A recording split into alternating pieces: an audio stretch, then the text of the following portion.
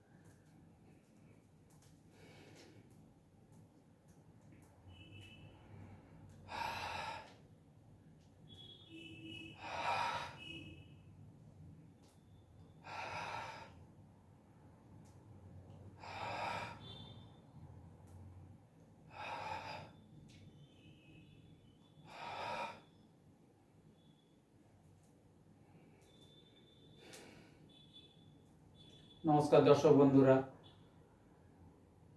এই খুবই সাধারণ ব্যায়াম কয়েকটি একটু পরিমাণ মতো করলে সামর্থ্য অনুযায়ী আপনারা অবশ্যই উপকার পাবেন।